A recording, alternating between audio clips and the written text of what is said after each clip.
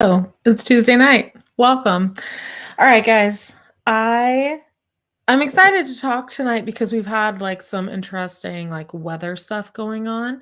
As in, I'm kind of freezing cold, and I have been for a few days now. So we're going to talk about that. We're going to talk about earthquakes because we had some of those. And I want to discuss an article that I found that I thought was super interesting about transportation. So I'm Marcie Billen. I am a realtor here in Norman, Oklahoma. So in the Oklahoma City metro. If you haven't been on my channel before, welcome.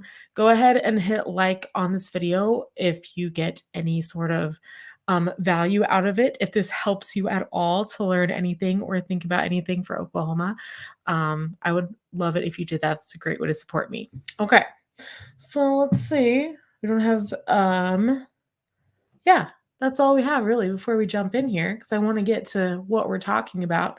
So the first thing I want to talk about is the earthquakes. Are you ready? So, man, I was in college when I felt my first earthquake here in Oklahoma. I remember specifically because I was sitting in Kate, and Kate was like where our restaurants were, like one of the smaller parts. I'm pretty sure they destroyed it because of mold. So we don't have Kate anymore at the University of Oklahoma. But I'm pretty sure I was like drinking a coffee or something, sitting there, and I felt an earthquake. And it definitely was my first one. There may have been another one. I don't know, but there were some after that. So there was a time when we went through a lot of earthquakes here. And, you know, they went like back and forth about what these earthquakes were caused from. So, oh, my cat just meowed because she's very upset. Oh, here she is. You guys want to meet her? She's upset with me because it's time to play. But she was already fed dinner, so it's fine. All right.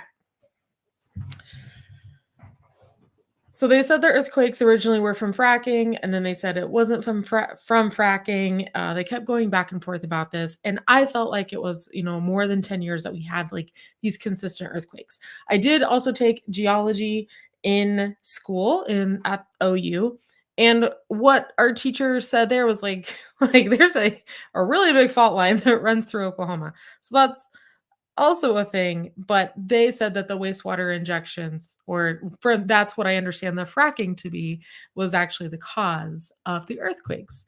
So I looked up what our biggest earthquake has been here in Oklahoma. And so apparently it was in 2016, and it was up north. I'm not sure which county, like north of Oklahoma County, which is where Oklahoma City is located. And it was a 5.8 magnitude. The several earthquakes that occurred on Friday night into Saturday morning, the biggest one was it was 4.2. I didn't feel it. Since I live in Norman, people in Edmond felt it. And let me show you, I have a map. Oh, hello. Who do we have here? Hey, James. So good to see you. Thanks so much for joining us. So let's see, let me share this with you guys so that you can see where these were. Share screen, window, coldest weather. Okay, so this is from K4. This is like the main news source that I look at for TV news.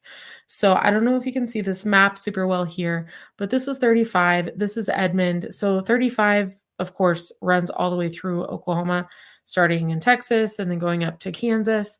But all of the centers of these earthquakes were in, basically, it looks like Arcadia, Luther, Edmond, which is like Arcadia and Luther are like small towns outside of Edmond.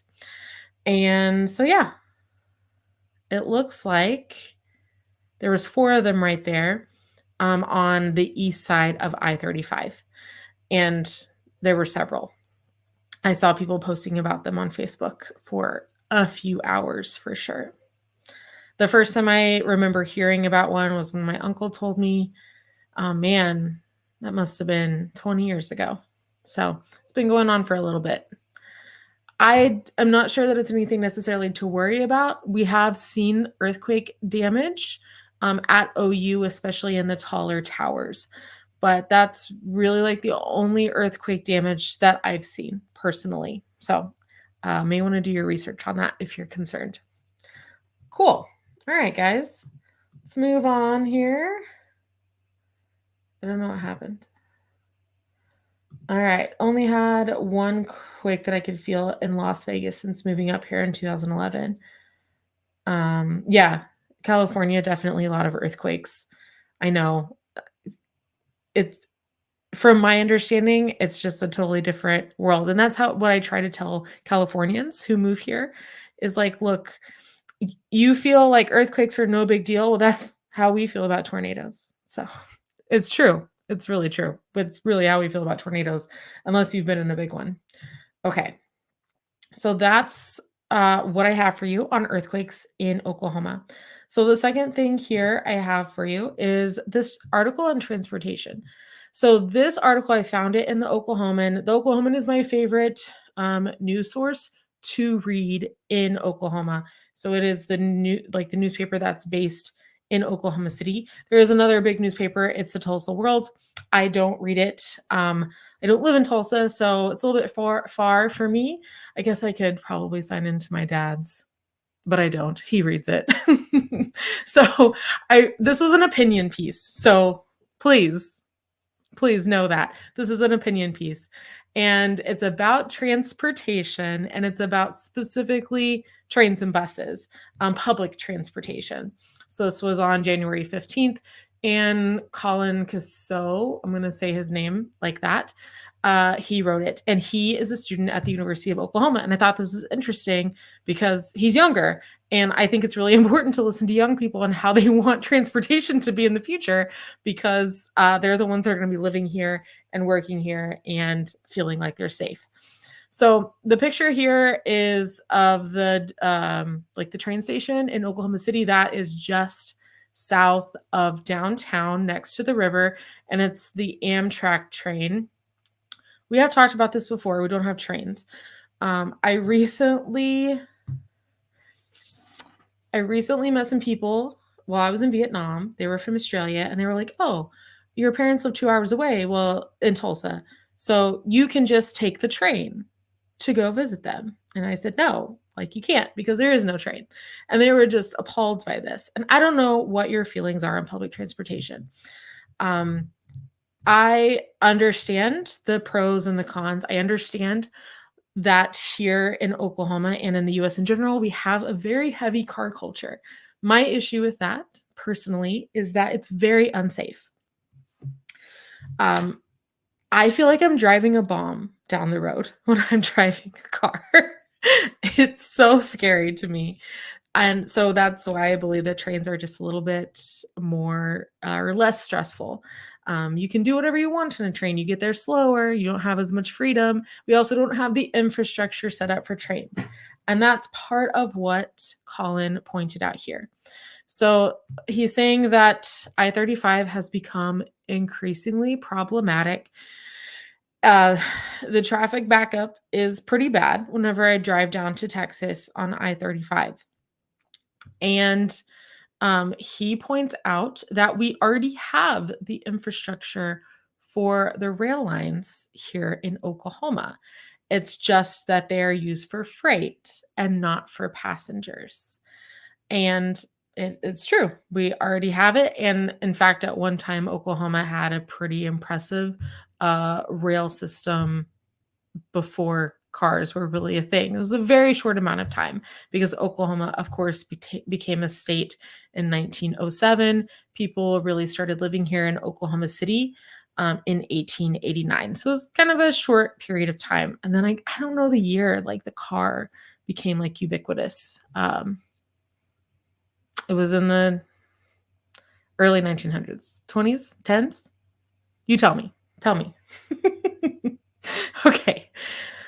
I do think he has a point here with this. And I have heard the mayors of the different towns like Oklahoma City, Norman, Edmond say this, that we need more passenger rail and buses, something to move people around that doesn't include widening roads or building more turnpikes. A turnpike here in Oklahoma is a toll road. And there is a huge fight going on right now, especially in Norman, about the toll road. Could it be possible that a passenger rail system or something of that nature could negate the need for something like a turnpike? I'm not sure. I'm posing this question to you. I want to hear your opinion to see like what you think would be the best options. And are they doing research on this? I don't know, but I would love to see it. So let me hear what you think. I just want to know. Cool. Nice. So next thing. All right, James. Around 1935 for the car. Thank you. Thank you. 1935. That's very helpful. I could have looked it up and then I forgot before I did all of this work here. And I usually look up a lot of stuff. I appreciate that. Okay, last thing. The winter. It's winter now. As I said in my intro, it's been a little bit cold. And by a little bit cold, I shot a video this morning for 3 minutes outside. I was shooting a video. It's called Flint Hills. It's just across the street from where I live. And it's a new Ideal Homes neighborhood. And I was like, oh, I'll shoot the first, intro and a few lines outside for you guys. And yeah, it was frozen because it was 8 degrees. And if you're from Minnesota or Michigan, like I get it. I get that you're used to the cold. So many people have been saying that, and that's fine. And I applaud you. And I think that that's amazing. But we are not used to that here. Here, we are used to winters being in the 40s and the 50s. And I've had Christmases in the 70s, guys, the 70s. January is the coldest month here in Oklahoma, typically, although I've seen very cold Februarys. So 8 degrees this morning while I was filming at 10 o'clock, 2 degrees overnight, I believe, and the wind chill well below 0. So quite chilly for us here in Oklahoma. And it's supposed to get a little bit warmer later this week. So what problems do we have that come along with this? Well, our pipes freeze. It's common. We only have to drip one faucet in our house right now because we only have one faucet on an exterior wall. But I know people that if you're in an older house, because I live in a fairly new house, if you are in an older house, you have to drip the faucets. If you're on a well, you have to put a heater in your well house so that your well doesn't freeze, like the head of it. Of course, you have to get water for animals. Like several times, many times in my childhood, my dad would have to go out to the pond and break the ice off the pond with an axe for the cows. Really common. And what else do we have problems with? Just being uncomfortable in general. Heater went out in our office and it was 58 degrees in there, which is way too cold. People's heaters have been going out. We typically have furnaces here, so that's gas. I've seen people's hot water lines freezing, which is really unfortunate. It's just not weather that we are particularly used to. So I also did look up the lowest temperature on record here in Oklahoma, and that was negative 41 degrees, and that was in Nowata. Nowata is a town actually north of where I'm from. And yes, it's spelled Nowata, Nowata. So that's a little factoid there for you. Thank you so much for joining me. I hope that you got some value out of this. Please hit that like button, subscribe if you haven't already, and I will see you next week. Thanks so much.